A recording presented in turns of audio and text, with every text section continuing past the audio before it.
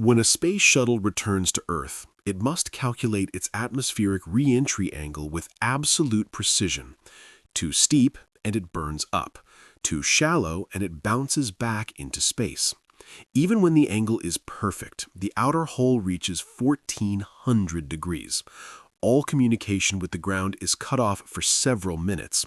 The screens go dark, the sound disappears.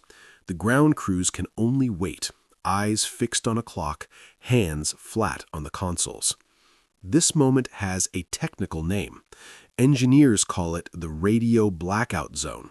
They know it exists, they've calculated it, they've prepared for it. And yet, every time, there's this particular silence in the control room. This silence isn't fear, nor is it resignation. It's something more precise. It's the recognition that certain passages must be navigated alone, from within, without feedback from the outside world. You are currently in this area, not in a vague metaphorical way, in a precise, cosmic, measurable way. On March 19, 2026, the sky presents a configuration that will not be repeated in your lifetime. A new moon is forming at the 28th degree of Pisces. 5 celestial bodies are concentrated in this same sign at the same time. And in just a few hours, the moon will move into Aries, crossing the threshold that marks the end of one astrological year and the beginning of the next. The sun will enter Aries tomorrow. The 12-month cycle that began in the spring of 2025 closes precisely now. And you, who are reading these words, are not a spectator of this closure. You are part of it. This text is an attempt to make visible what you are going through, not to simplify it. Some things lose their meaning when simplified, but to give it a name, to tell you what you are feeling has a specific origin. It is not anxiety without cause. It is not a weakness. It is not a dysfunction. It's a journey. And we're going to make this journey together, in detail, step by step, sign by sign, planet by planet, until the ground is in sight. Before we talk about the sky, let's talk about your body, because that's where everything happens first. The planets don't send signals directly to your mind. They first pass through your nervous system, through your gut, through that cellular memory that medicine is only just beginning to map and that ancient traditions have known for millennia. What you are feeling today, if you are honest enough to admit it, is probably a mixture of several conflicting feelings that coexist without resolving themselves. There's a restlessness, not the restlessness before good news, not the excitement before a trip. Something more diffuse, more uneasy, a kind of impatience that doesn't know where to go, an energy spinning in circles like a top that hasn't yet found its surface. There is also a kind of fatigue, but not ordinary fatigue, the kind explained by lack of sleep or overwork. It's a deeper fatigue, a deep-seated weariness, as if something within you has been working very hard for a long time, in the shadows, below the level of consciousness, without you realizing it. A fatigue of the soul, to use a term that modern psychology hasn't quite mastered yet. Perhaps there's a sorrow that's resurfacing out of nowhere, a memory that's returned uninvited, an old conversation that's playing out in your head with unsettling clarity. A version of yourself you thought you'd locked away in a drawer is knocking at the door again, politely but insistently. There is also, and this is perhaps the most important thing and the easiest to miss, an excitement you don't yet dare name. A feeling that something is changing, not a certainty, not yet a clear vision, but a slight vibration, like when you put your ear to a wall and hear on the other side something brewing. All of this simultaneously, in the same body, at the same second. That's it, a new moon in Pisces with a stellium of 5 planets. It's not madness, it's not a malfunction, it's cosmic physics working through your biology. Imagine for a moment what someone experiences after being under general anesthesia. The operation is over, everything went well, but consciousness hasn't fully returned. The body is there, fingers move, eyelids try to open, but there's this disconnect. Sounds come from afar, distorted, as if heard from the bottom of a swimming pool. The light is too bright, almost harsh, as if the eyes have to relearn what light is. The texture of the sheet beneath the hands is unfamiliar, as if the skin has to relearn what touch is. There's a metallic taste. There's a slight dizziness, not really dizziness, more of a fundamental imbalance, as if the floor and ceiling had momentarily swapped positions. You know that you are you, but you can't prove it yet. This moment between two states, between unconsciousness and full presence, between what was and what will be, between the end of something and the beginning of something else, is exactly where cosmic energy places you today. Recognizing this isn't enough to make the discomfort disappear, but it radically changes your relationship with it. It's no longer something that happens to you for no reason, something you have to fight or defend yourself against. It's a stage of the journey, necessary, time-bound, survivable. Let's return to the sky. To understand what is happening today, we must first understand what a stellium is. In astrology, a stellium occurs when 3 or more planets are in the same sign at the same time. 3 is already significant.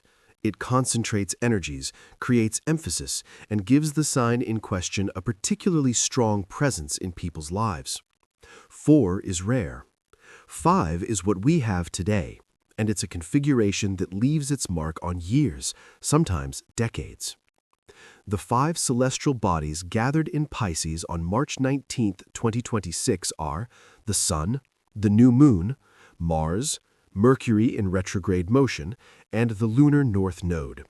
5 presences, 5 qualities of energy, all converging in the same sign, at the same time, in the final degrees of the astrological year.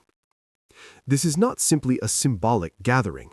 Each of these presences brings something specific, and their combination creates an energy field that you are currently carrying in your body, whether you are aware of it or not. But before going into the details of each planet, we must understand the terrain in which all this unfolds, the sign of Pisces itself. Pisces is the 12th and final sign of the Zodiac. This is not insignificant. Pisces carries within them the memory of all the other signs. They have experienced the action of Aries, the construction of Taurus, the duality of Gemini, the sensitivity of Cancer, the creativity of Leo, the discernment of Virgo, the justice of Libra, the intensity of Scorpio, the vision of Sagittarius, the discipline of Capricorn, and the revolution of Aquarius. They have integrated it all. And in this integration, they have learned something that the other signs have not yet fully mastered, the art of dissolution. Pisces know that some things must fall away so that others can be born. They know that the boundaries between self and others are porous, sometimes deceptive, sometimes liberating. They know that what cannot be seen can be more real than what can be touched. They know how to live in the in-between without panicking. When 5 planets are concentrated in this sign, all that ancient wisdom is activated within you. Not as a lesson you must learn intellectually, but as an experience you must go through in your very being. The Sun in Pisces. The Sun represents your life force, your core consciousness, the part of you that says, "I am," and organizes everything else around this fundamental affirmation. When the Sun is in Pisces, this life force is immersed in water. It isn't extinguished. It isn't destroyed. It is dissolved. This means it can't rely on its usual points of reference. Boundaries are fluid. Identity is blurred. And that's not a problem. It's the necessary condition for something new to emerge. The Sun leaves Pisces tomorrow, at the spring equinox, to enter Aries. It will then resume its clearest, most direct, most assertive definition in the zodiac. But today, in these final hours in Pisces, it asks you to stay in the water a little longer, to resist the urge to force a clarity that isn't yet ready, to let the ambiguity remain ambiguous without correcting it, without fleeing from it. The new moon in Pisces. The new moon is the moment when the moon and the sun are in the same place in the sky, at least from Earth's perspective. The moon disappears from the night sky. It is not visible, and it is precisely in this invisibility that its power resides. It is a moment of beginnings, of intention, of a seed planted in the darkness. But a new moon at the 28th degree of Pisces, in the final days of the astrological year, is not an ordinary beginning. It is rather what weavers once called the end of the thread. When you have finished weaving, before cutting and knotting, there is this moment when the pattern is complete, but not yet separated from the shuttle. This moment between the finished work and the autonomous work. This moment of suspension, of held breath before the final separation. This new moon doesn't ask you to plant seeds for the immediate future. It asks you to do something more difficult and rarer. Acknowledge what is over, honor what has been, and allow yourself to let go of what you've carried for an entire year. Projects, hopes, sorrows, lessons learned, perhaps even people, so that you can enter the coming cycle with slightly less to carry. Mars in Pisces. Mars is the planet of action, momentum, direct force, and unquestioning courage. Its metal is iron. Its color is red. Its natural energy is that of fire and forward movement. Mars in Pisces is like a warrior in the water. All its strength is intact, all its energy is there, but the medium in which it moves doesn't respond as it usually does. In the air or on land, Mars strikes and immediately sees the effect of its blow. In water, the blow dissolves. The ripples spread in all directions at once, and it's impossible to determine exactly where the impact occurred. You feel it in your daily life as this pressing urge to do, to move, to change something, immediately followed by a rising fog, an unexplained hesitation, a sudden fatigue that pulls you back to the sofa when you intended to get up. It's not laziness. It's not a lack of willpower. It's Mars swimming instead of running. And swimming requires a completely different kind of effort. An effort where resistance isn't the enemy, but the medium itself, where force must bend rather than strike, where direction adjusts with each stroke rather than being fixed once and for all. What's important to know about Mars in Pisces now is that it forms an exact trine with Jupiter in Cancer. Mars's momentum, even if diffused, even without a clear direction, is not lost. It's circulating. It's searching for its channel, and that channel exists. Mercury retrograde in Pisces. Mercury retrograde. These two words often provoke a collective tension, as if every contract signed during this period were cursed, as if the slightest communication was doomed to failure, as if electronic devices had collectively decided to give up the ghost. That's not what's happening. That's not what Mercury retrograde means, especially in this specific context. Mercury is the planet of thought, language, exchange, connections, and information processing. When it slows down and seems to reverse direction, retrograde motion is an optical phenomenon, not a real movement. It's an invitation to reprocess, to revisit, to return to what has been said, thought, and decided, to see it from an angle that wasn't available the first time. Mercury retrograde in Pisces represents thought rejecting the straight line.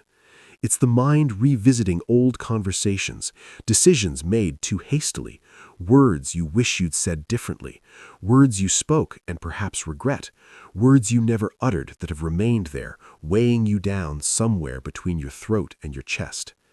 This return isn't random. It isn't capricious. It's guided by something your rational consciousness doesn't entirely control, that intelligence of water, of depths, of images and dreams. And in conjunction with the North Node, this mental return is not a retreat.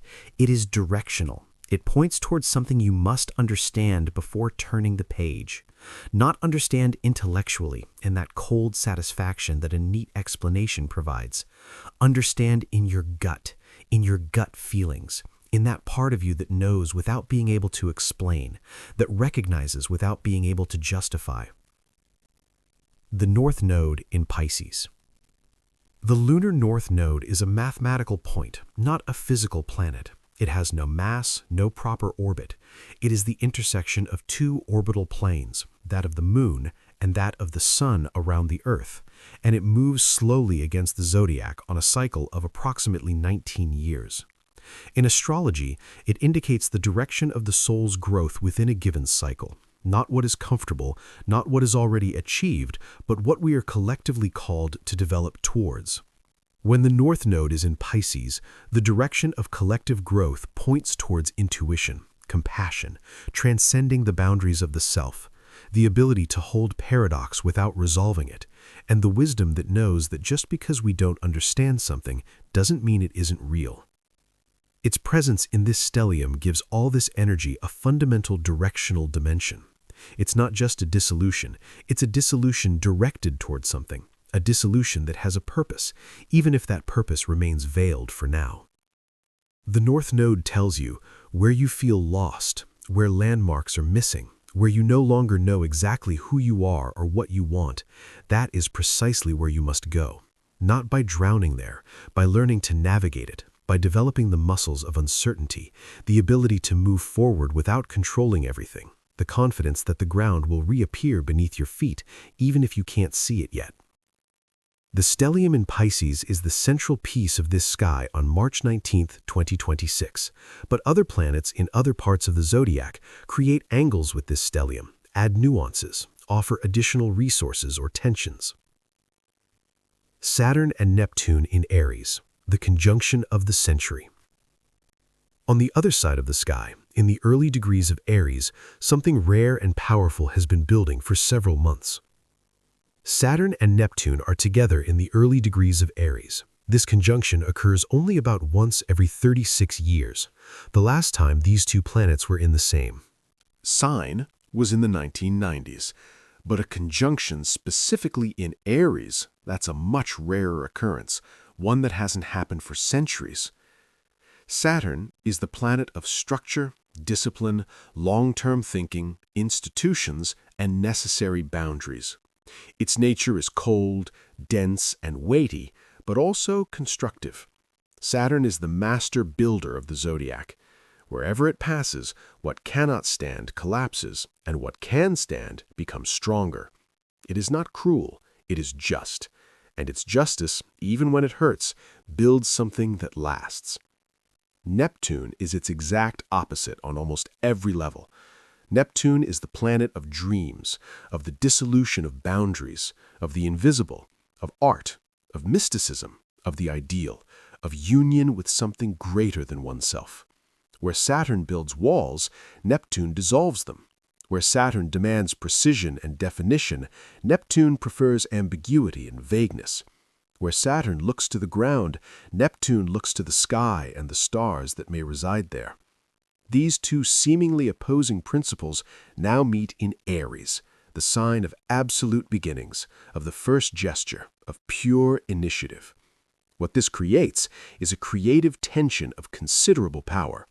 Neither Saturn alone nor Neptune alone, but both together, negotiating a new reality.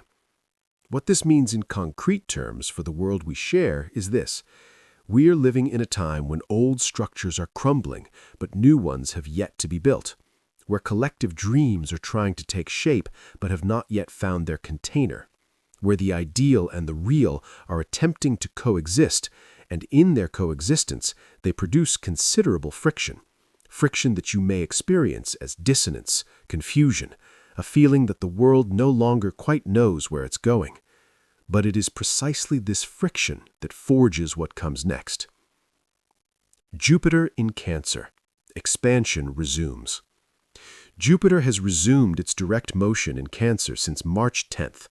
After months of retrograde movement where expansion seemed blocked, growth went in circles, and projects you were nurturing lacked momentum, Jupiter is moving forward again. And it's moving through the sign of protection, emotional nourishment, inner peace, ancestral memory, and what deeply nourishes rather than what superficially impresses. Jupiter in Cancer direct represents the house warming up after winter. It's the ground thawing, allowing sap to rise once more. What was frozen begins to melt. What was held back begins to flow. What seemed blocked slowly, patiently, finds its way to the surface. And because Mars in Pisces forms an exact trine with Jupiter in Cancer, two planets in water signs, two energies that understand each other without needing translation, this flow finds a channel. Water speaks to water. Intuition speaks to growth. What you vaguely feel in your body, this nameless restlessness, this direction you sense but can't yet name, is also the movement of something seeking to be born. Not to be born tomorrow, not in a month, to be born now, in this very tension. The trine is the angle of grace in astrology. It's not an angle of confrontation, effort, or struggle. It's an angle of natural ease, of a current flowing effortlessly. Jupiter's expansion supports Mars's momentum. Growth supports intuition. What you carry deep within you today has direct cosmic support. You simply need to trust it. Uranus is at the 28th degree of Taurus, the same degree as this new moon in Pisces. This is not a coincidence. Coincidences don't exist in astrology, or rather they are all significant. This alignment of degrees creates a 60-degree angle between Uranus and the new moon, which is called a sextile. A sextile is not an angle of tension, it's an angle of opportunity. It's an outstretched hand, not a wall. It's a door ajar, not a door locked tight. An invitation, not an obligation.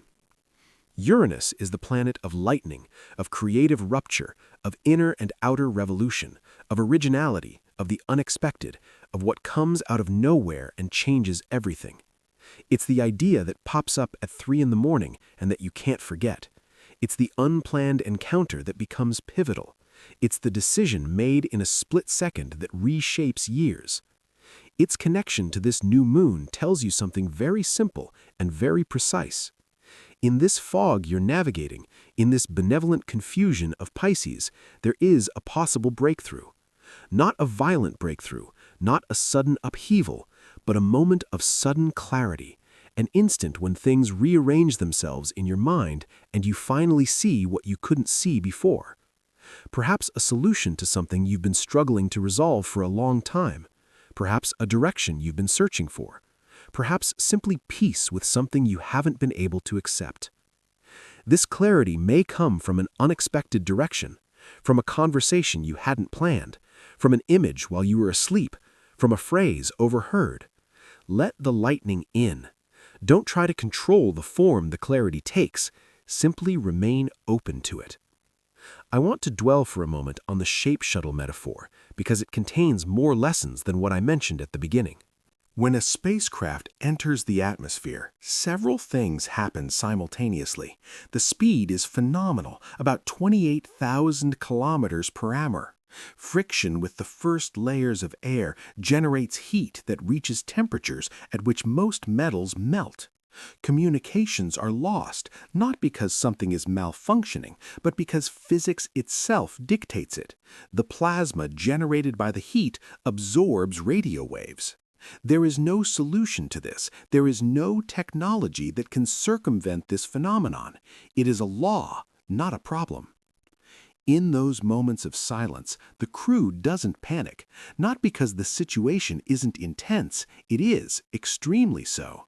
Not because the danger is non-existent, it's very real, but because they've been trained to recognize this moment. They know it's part of the journey. They know it has a predictable duration. They know that on the other side of this silence lies landing. And here's the point I want to emphasize because it's crucial. Heat isn't the enemy. It's heat itself that slows the shuttle down.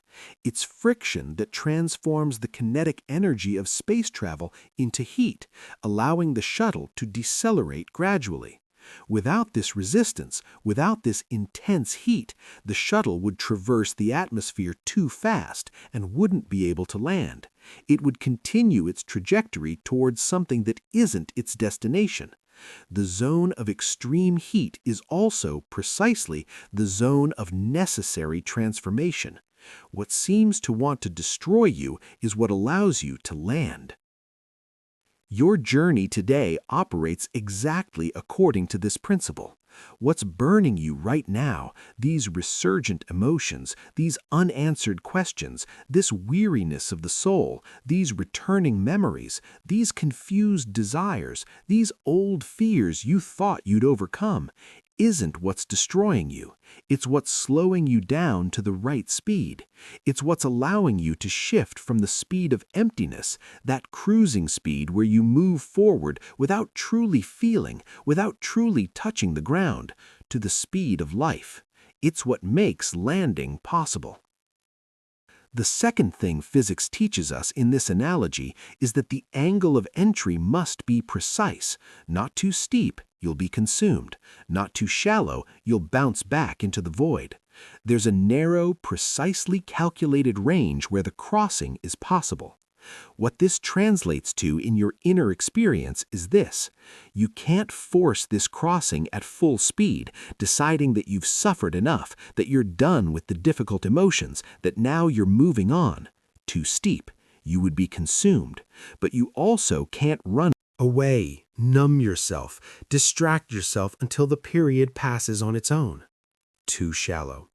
You would bounce back into the void, postponing the crossing without ever completing it. The right approach lies somewhere in between. To go through, simply to go through, at the right speed, with the right angle, neither by throwing oneself into the pain with dramatic intensity, nor by denying it. Pisces have an ambiguous reputation in many circles. They are said to be too sensitive, too permeable, too prone to confusion and self-dissolution.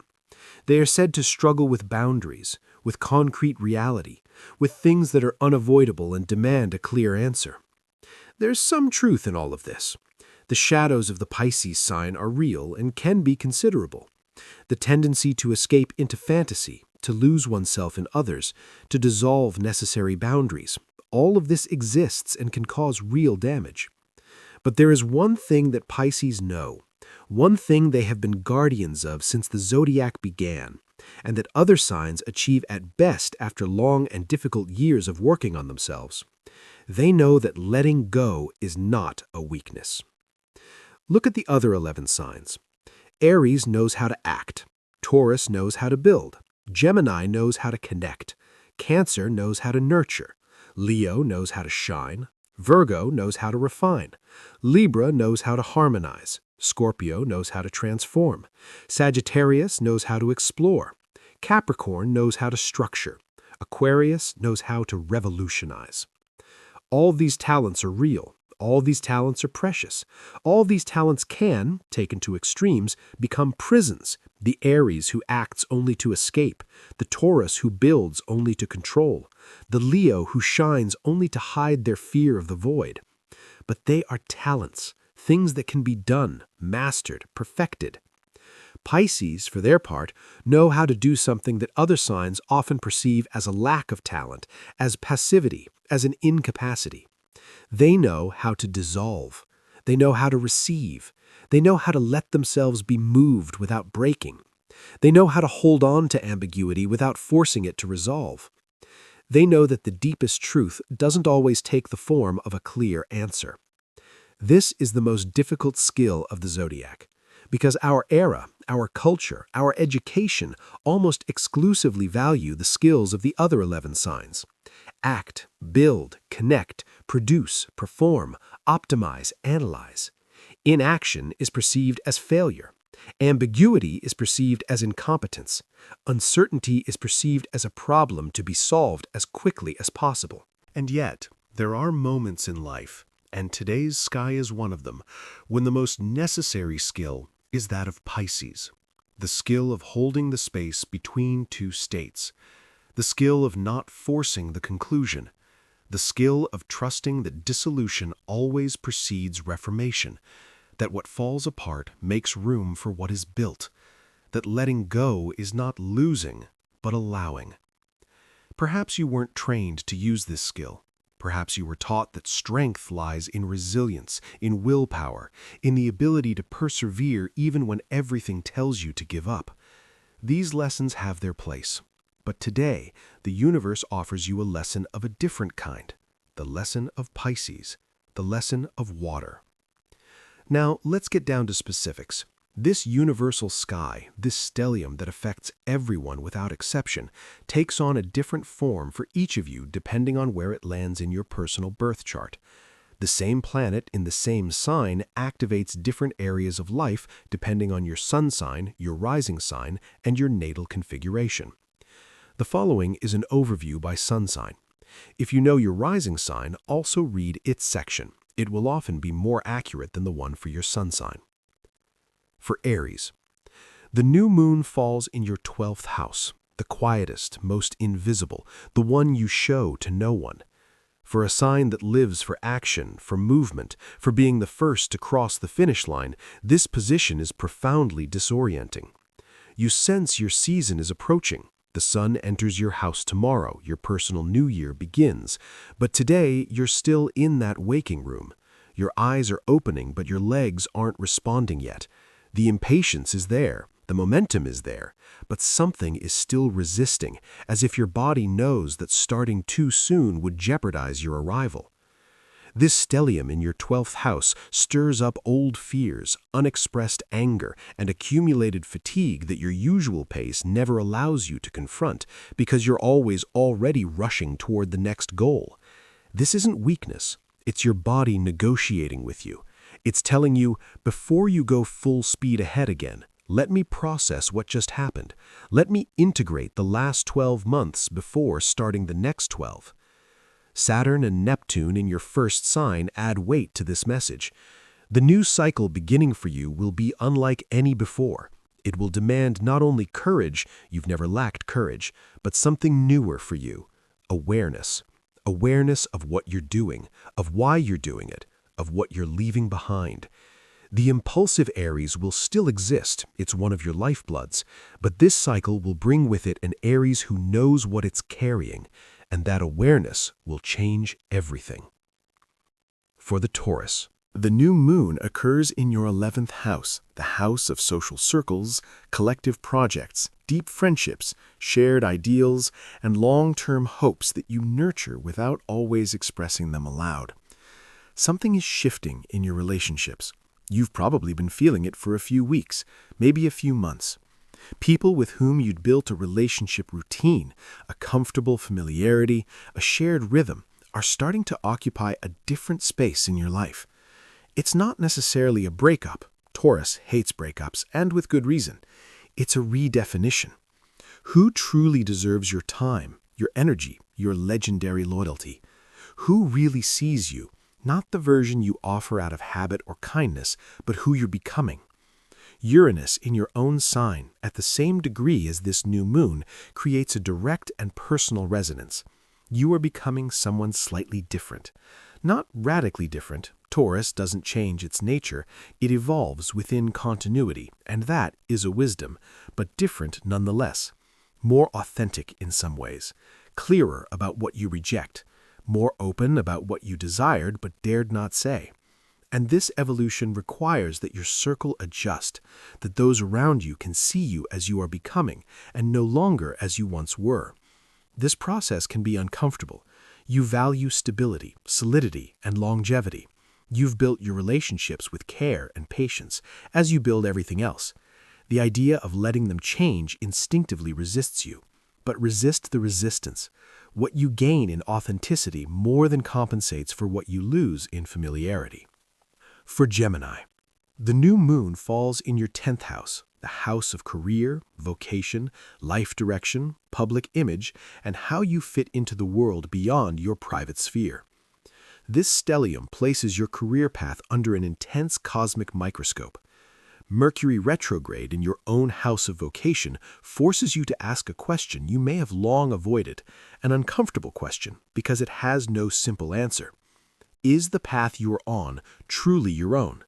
Or is it the one that circumstances, the expectations of others, practical opportunities, and the fear of the unknown have gradually traced for you, degree by degree, so slowly that you didn't see the deviation occur? Gemini is a sign of remarkable adaptation, capable of finding interest and intelligence in almost any direction. This is an extraordinary strength. But this flexibility can sometimes,